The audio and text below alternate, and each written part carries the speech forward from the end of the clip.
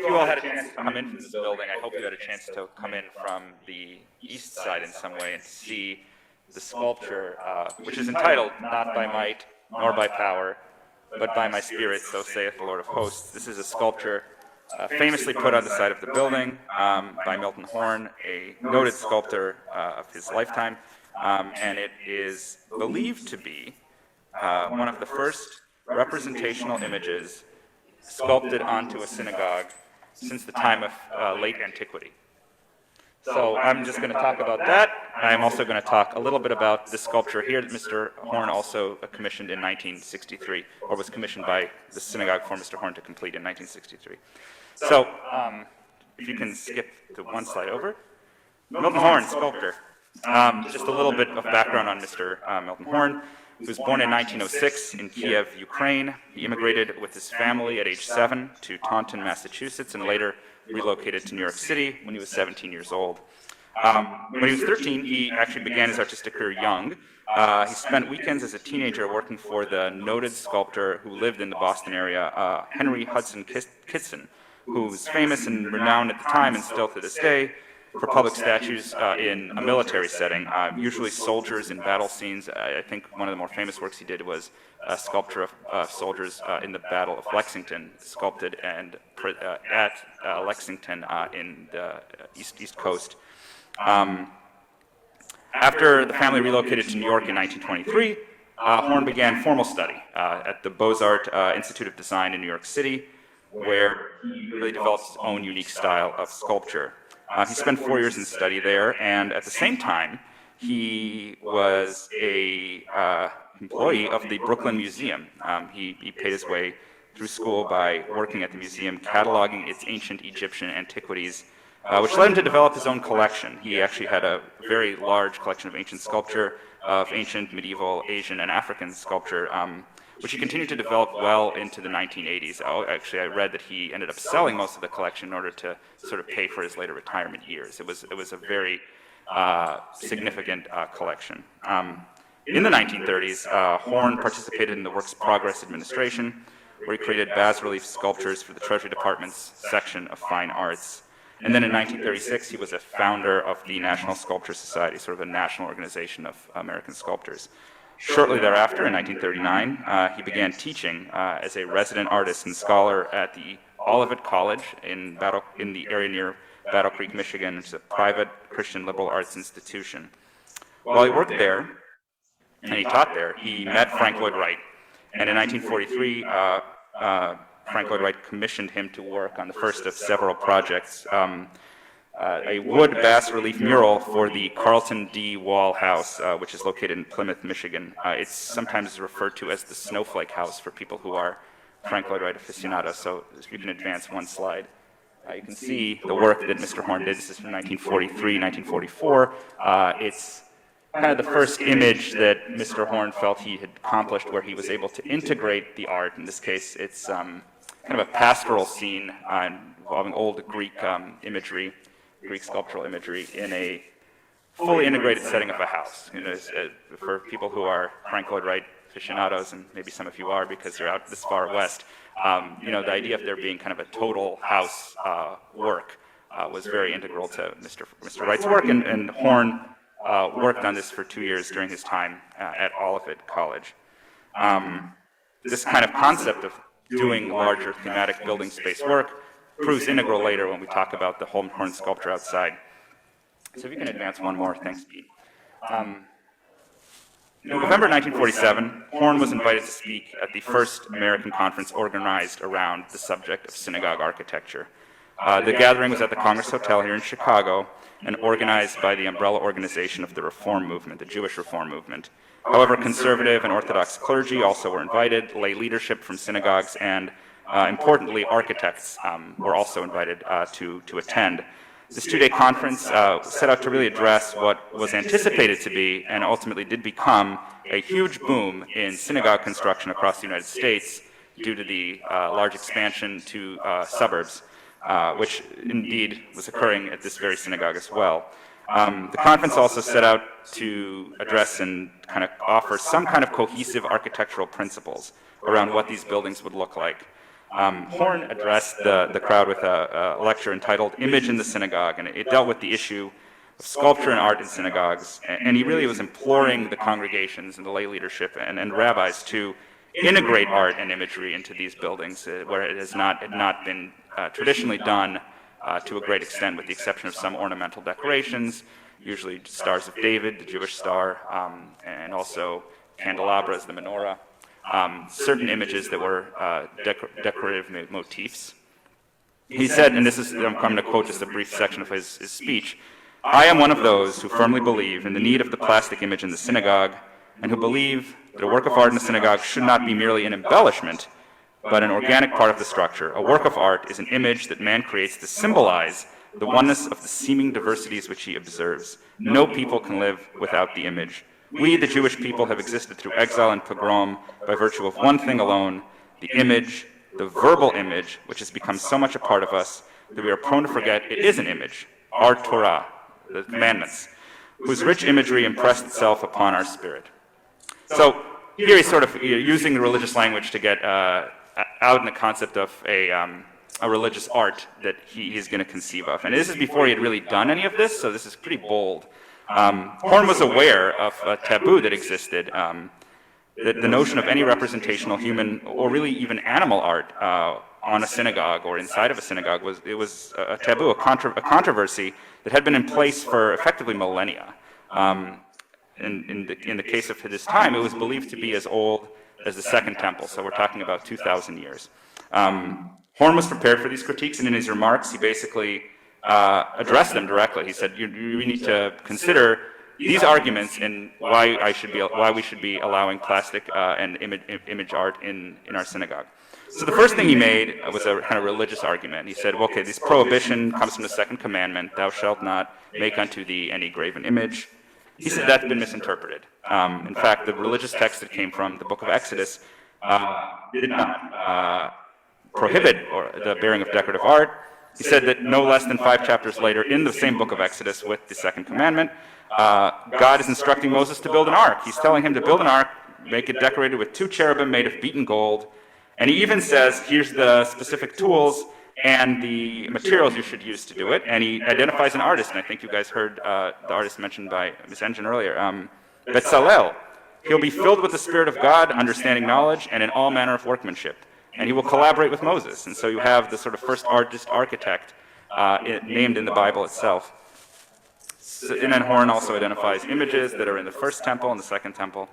But the second and perhaps more compelling point, and I think this is more compelling for the religious authorities, was a point he made that, in fact, the taboo was never a taboo. He said this was actually not true. And in fact, recent archaeological digs proved him correct. So if you can advance to this next one. This is the imagery from the Bet Alpha Synagogue. This synagogue was excavated in 1929, so only about 16 or 17 years prior to Horn's address, at the kibbutz Bet Alpha in northern Israel. It's the remains of a synagogue, and this is the floor of the synagogue, a mosaic image from the early 6th century, and it was in operation until, they believe, the 7th century. There's a majestic mosaic floor, you see this image here, with representative human imagery, reflecting stories from the Torah. And in fact, I've blown up on the right here one of those images. This is the story of the binding of Isaac.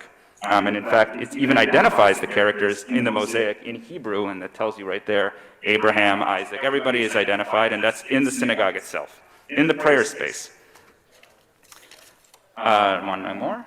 In 1932, archaeologists uncovered the Dura Europa synagogue in Syria. This synagogue dated to an even earlier period. This is from 244 CE, and has, as you can see, this is just one, beautiful murals depicting biblical scenes. Here's one of the infant Moses.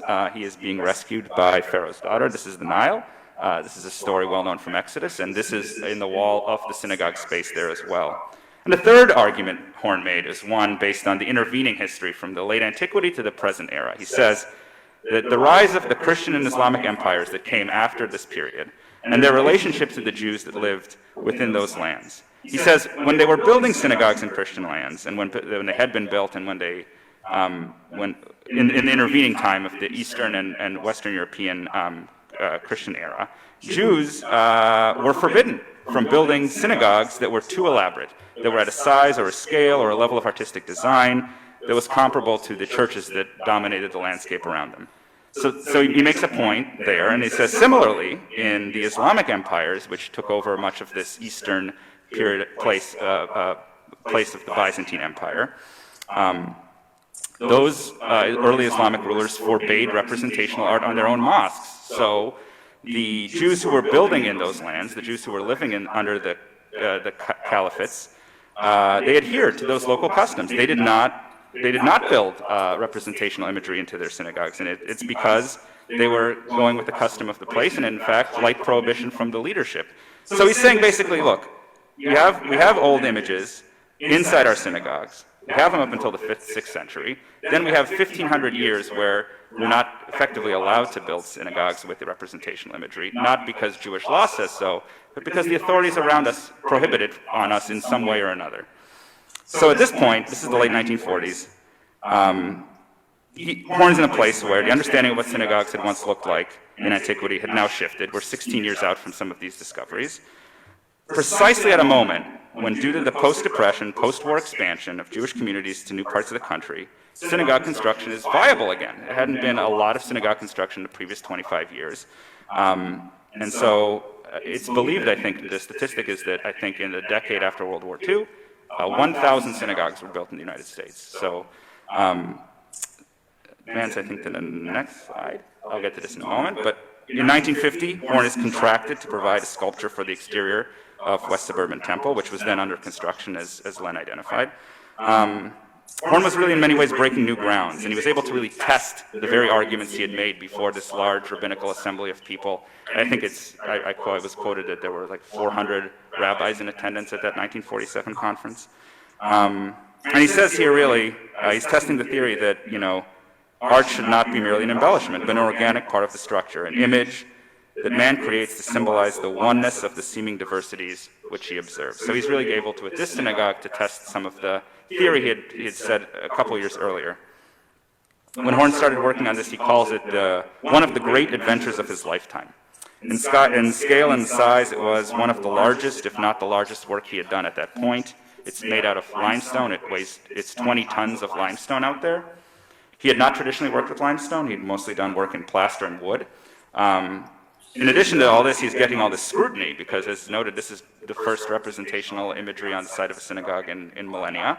And he had also just left his teaching position at Olivet College in 1949 in order to dedicate himself full-time to working, of all places, in Chicago. He selected Chicago. He had offers in New York. He decided to base his career here. And this is his first showpiece in the Chicagoland area. So he hadn't really done anything anywhere near this scale. He had just moved to Hyde Park the previous year with his wife Estelle, who would be his assistant in almost all of his work. So I just wanted to show these images here because if you hadn't seen the statue outside, I hope you'd had. The image on the right is the model. It's half-size model of what is outside.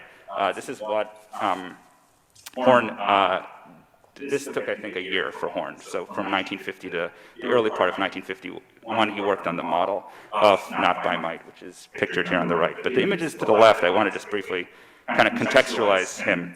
The bull, which is an image he finished in 1947, I find that it has a lot of similarity to the animal image in the bottom here, reflected in Not by Might. That is the Behemoth. It's a biblical kind of chimerical animal identified in the book of Job. And I feel that there is an upward imagery from both of them, screaming in pain, or screaming in some kind of anguish upwards. And so there's a similarity in the motif there. Similarly, in 1948, Horn completes the work in the middle, which is Job. So again, looking from the book of Job, which is really an evocative, humanistic piece in my view. It's an anguished Job looking up to God with outstretched hands. And this is probably his first well-known Jewish-themed piece. Before that, he had done work, I think I mentioned, in the Work Project Administration. He'd done the work for Frank Lloyd Wright, which involved more ancient Greek forms, but he hadn't really done too much thematic Jewish work. And so this is really one of his first ones. And if you look at the hands of Job, I find that there's a lot of similarity between the hands of Job and the hands of the cherub, which is the image holding the kind of two-headed, four-eyed figure holding the commandments of the Lord. I find that there's a lot of similarity in the motif between the two of those. We don't know much about how he got the commission. We know the rabbi of the synagogue, Moshe Babin, who was then 33 years old, proposed the theme and the line of scripture from the book of Zechariah, which is the name of the piece. Not by might, nor by power, but by my spirit, so saith the Lord of hosts. And Horn based the entire work just off that line of scripture. It seems he was recommended to the synagogue from the architects who were identified earlier. One of the architects, Richard Bennett, had known Horn previously. What we don't know is who first suggested the idea of a sculpture on the side of this building, and whether it was known that Horn would be executing a work with this level of representational imagery. It seems impossible to believe that Rabbi Babin and the synagogue board and the building committee, they would have signed on to this work not knowing what he had represented in that 1947 Committee on Synagogue Architecture. It's quite possible that Rabbi Babin and the building committee members probably attended the conference, or perhaps a representative from the architectural firm did. Regardless, by 1950, Horn was working on the model, and the synagogue had begun to break ground on the building. It would be another year, it would be till October of 1951, right after the high holidays, before the sculpture was actually erected and put on the side of the building.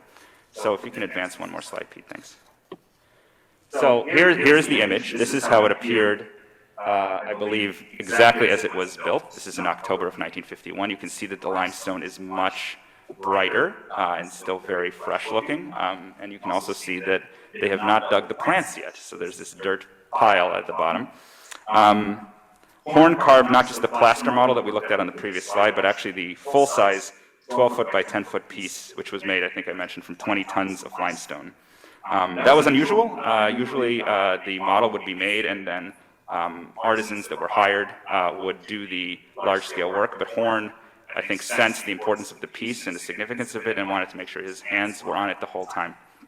So, as I noted, the scriptural citation was suggested by the rabbi, and this is the rabbi's explanation as to why he selected the particular line of scripture. He says, "In the world in which we live, might and power predominate. It must be one of the primary functions of religion to remind us that we exist by the Spirit." And then Horn took the artistic license with that line of scripture and embodies the idea of faith dominating over earthly power. And so here's kind of Horn's big, this is his really only quote about his work. So he doesn't really talk about this work very much after this, but every time I've seen him referenced, he basically says some variation of this. This is from an article in the Sentinel, which is a Jewish publication in Chicagoland, from January 1952. He says, "The forms I created can be clothed with innumerable meanings like life itself.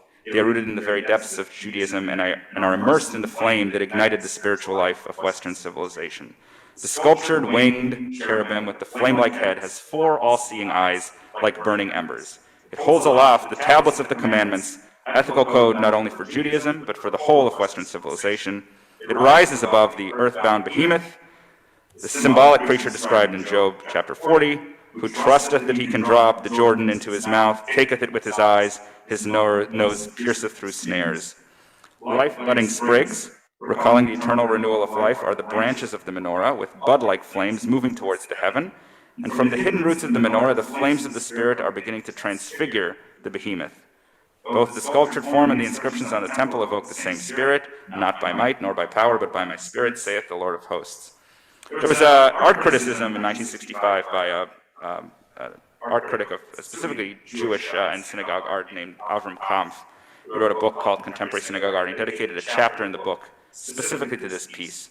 And he had a description of it that I think actually is better than anything I could come up with.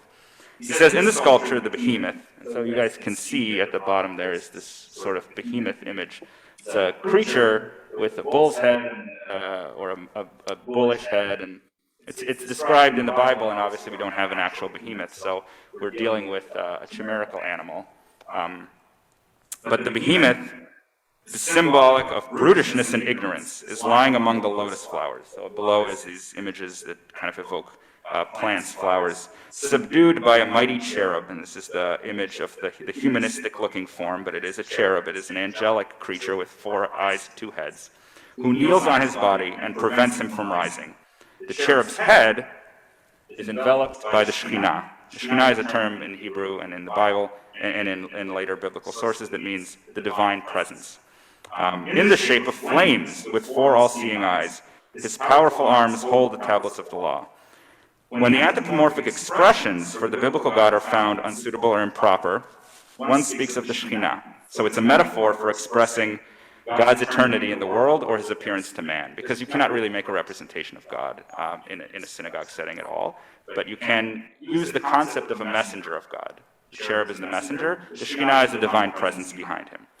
Together, the cherub and the Shekhinah represent the personification of the Spirit of the Lord, and this is the critic writing, perhaps it was the sculptor's feeling of the activist nature of the God of Israel, who was mighty in battle and who intervened in the affairs of nations, that made him endow the cherub, God's messenger, and his will, with great physical power. And so you see, the cherub's feet and hands are battered and time-worn from constant engagement in the affairs of man. And the critic concludes, Horn has avoided the aristocratic, idealistic tradition of representation as incompatible with the realities against which a more stubborn, social-minded Hebraic tradition is pitted. The use of the primary forces, such as those the artist incorporates in his work, man, beast, vegetation, and fire, give rise to a sense of a continuous metamorphosis of nature, an idea which has deep roots in man's history and art. It also enables the work of art to transcend a narrow iconographic motif. The sculpture has force rather than grace, but it is the force, intensity, and directness of the Old Testament's prophet. So I think that does kind of come through. This is sort of a active and somewhat like an image of strength being projected, a Lord's strength. In this case, this is, I think, embedded in the quote that he gave later in life, where he says, "My sculpture on the temple rose out of the physical conditions and the spiritual needs. Its function is not the mere sign, illustration, or decoration, but an affirmation of faith." So we can advance one more slide. So what happened after this came out was a huge dust-up of press attention. Some of it was wanted by the synagogue. The synagogue actually hired a press agent to assist in kind of promoting the idea that they had built the synagogue. It was in a very modernist style. It had a number of features in the architecture that were unique, including the light coming in from here, the moving art, but also they wanted to highlight the art on the outside of the horn sculpture. And so I think they went to the Tribune in June of 1951. Someone from the Tribune came out and spoke about this with Mr. Horn, and they got an explanation that identified, and I think it says on the press clipping itself, believed first temple art in it says 2 centuries, but if you read the article, they mean 2 millennia. And so it gets this large amount of attention, and it hadn't been built yet. He was working outside while this is going on, but it hadn't been completed. So in fact, you see the image in the picture is actually the same model picture that we looked at earlier. So all they have is a picture from 1950. It's not even the real thing yet. Anyway, that's the sort of beginning of the controversy. By the time they finished the thing in late 1951, they get press attention from the Tribune again, but more importantly, they get press attention from the Associated Press. So somebody comes out from the Associated Press and does a story on it, and then because it's a wire service, it goes out to all the local publications across the United States and globally. And so I found clippings from pretty much every small town in America, starting in January 1952 all the way till maybe May of 1952. There's an article that circulates every few weeks. And then apparently, according to the rabbi's records, he got publications from across the globe that identify a story about the synagogue's new art, it's the first time in 2 millennia, et cetera, et cetera. But sometimes they go more sensational. They say, synagogue gets graven image. And they kind of say that the synagogue has violated the second commandment and all these other things. And so he gets a lot of, I think, that's what happens when a controversy happens where a game of telephone is played, and what comes back to the rabbi is not what it was intended. And in fact, the rabbi knew very well what he had allowed to be put on the synagogue, and he gets quoted, and he says, listen, we've reviewed this sculpture, we've also reviewed the history of what's been going on with archaeological digs. And he specifically identifies the Dura, Europa, and the Bet Alpha synagogues as proof that, in fact, this was not really a taboo. This was a kind of manufactured rule that was not meant to prevent art for purposes of adornment. It was meant to prevent idolatry. And so he identifies that in a couple of these articles when he's quoted. But by November of 1952, there's another article, and Rabbi Babin is quoted, and he says, "This was a tempest in a teapot. It died down. The congregation loves the work. And at night, we illuminate it." So at this point, and you can still see it to this day, there is a light that will illuminate the sculpture and the quote from below. And so you get a view from Harlem Avenue as you drive by of this beautiful art adorning the side of the synagogue. So, I seem to have lost my next piece, but I'll just improvise. So that's this piece. If you skip to the next slide. The second piece, this was put up, completed in late 1962, but actually only erected in the synagogue in September of 1963. This is the Ascension of Rabbi Judah. This is a functional piece of art in addition to being decorative. So as you see, I think, on the bottom left there is a little memorial plaque. This is I guess what you call it, a memorial plaque holder, a yard site plaque holder in Jewish tradition. On the annual anniversary of the death of a loved one, you have a memorial kaddish that you say for that person. It's a kind of in memory of the person. You have a prayer, but also in synagogues you have little plaques that identify the person, their lifespan, Hebrew name, and you put it there in many synagogues, and ours is no exception, as another commemoration. And so this was put up in 1960. The idea came in 1961 to commission Milton Horn again. The synagogue said we need this specific functional art. We need it to be for a plaque holder, and it's going to be inside the sanctuary. And Horn provided 3 sketches. 3 sketches were displayed in the synagogue. The community of members then and the synagogue board, as well as the rabbi, weighed in, selected this image. Horn made a miniature of the image, and the commission was completed by 1962. Well, what is this? So this is an image from the Talmud. The Talmud is sort of a secondary tractate of Jewish law that comes after the original what some people know as the Old Testament, the Torah.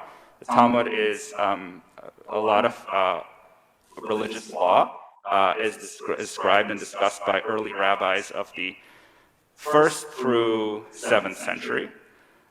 In this particular image, you have Rabbi Judah, known as Rabbi Yehuda Hanasi, or Rabbi Judah the Prince. He was a rabbi that lived in the period of 135 AD to, I think, 200 AD. This is an image of his death. There's a story in the Talmud of his death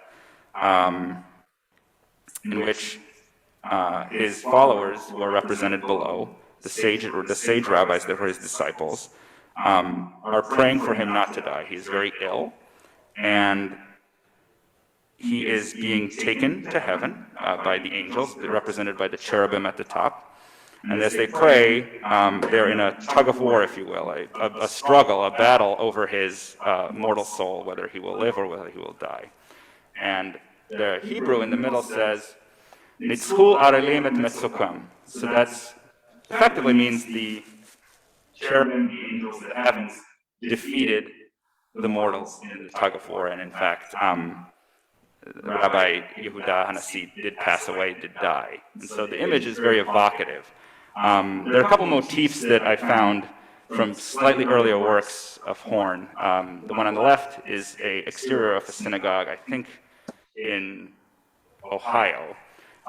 This is Moses before the burning bush. And if you look at the figure that is hooded, Moses, I found a lot similar to the kind of shrouded, hooded, covered sages that are represented below. In the middle is a all-faith chapel at the University of West Virginia Hospital in Morgantown, West Virginia.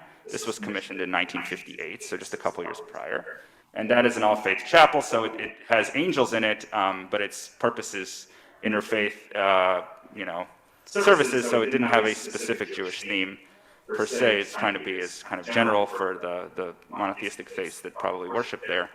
And I did find a lot similar in those cherubim to the ones we have represented here. How was that subject matter chosen? He was told to do a death and memorial themed art that would be roughly to this scale and would fit in a kind of plaque, a structure that could hold plaques. I don't know what it would look like. And so we came up with 3 designs. We don't have the 3 original designs. They weren't necessarily only the story. He found the story. He did the work off of it. We don't know what the other 2 would have looked like.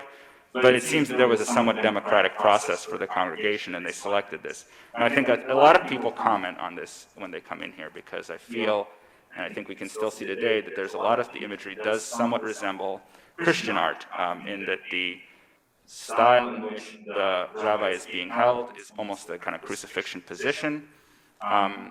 There is wailing characters below, not dissimilar from a Pietà scene in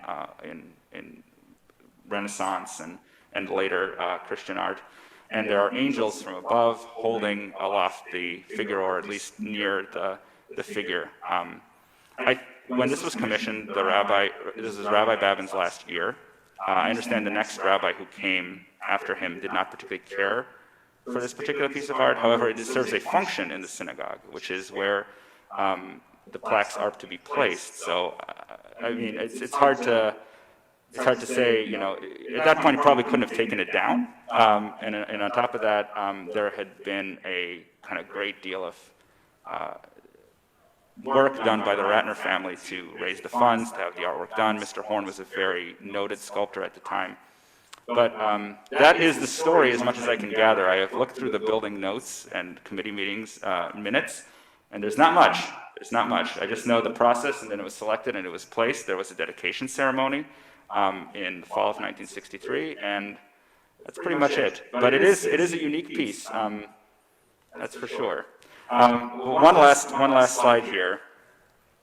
This is kind of just a general quote I found from Milton Horn from 1981. He gave an interview to a woman who later actually became the executor of his estate, Paula Garrett Ellis, and he was asking. He was obviously a public sculptor, but he also had a very specific niche of work he had done for Jewish art, and so he spoke about how Judaism affected his work. And he says, I think Judaism, I don't want to get this wrong because it's a nice quote. Judaism affected my work because in it I saw the same principles I found when I looked at great work of art. Organization, the interrelationship, the creation of one form that could exist and transcend time. And that was a thing I felt from my earliest youth. When I lived with my grandfather, I was taken every Saturday afternoon to the synagogue, where before the evening services, the old men would gather around and talk, tell tales. The tales were based on the scripture passage of the week, but it was not a theological discussion. It became for them a point of departure for the creation of a new legend. In my early childhood, I heard the great poems of my people, and the years went on and I drew more and more sustenance from the poem. I felt I had to communicate the poem with someone, somehow, more than an abstract idea. It had to also have, to me, a tactile sense. And I think that kind of gets at I find that speaks to me more to the art that is outside of the synagogue, the not by might sculpture. I think that really is an embodiment of a kind of, as Mr. Horn would refer to it, called mythopoetic idea. It's not perfectly representational, but it uses concepts of representation, of imagery, of human form, and in this case, biblical scripture, and intertwines them to a way that you can come to a realization of what he's trying to get at. In this case, he's trying to get at the literal concept of faith, the faith of God over the affairs of man. And so I think that's really an important thing that he was trying to get across. I think he succeeded. So that's all I have. If anyone has any questions, I'm happy to take any. Len. I would just add two things. One, originally there was a spotlight up on the ceiling that aimed at this sculpture. Okay. And two, in that sort of curved area between the sages, moving up to the bottom, it's a recessed area, and he would put candles in there, and light them before Shabbat. But that it was stuff. Okay. The tracks remain used too, the bracket. That's beautiful. Oh, thank you. Yes. The outside sculpture weathering with the wonderful Chicago weather lines. That's a good question. Has it been restored in the time you've been here, Len, or is it just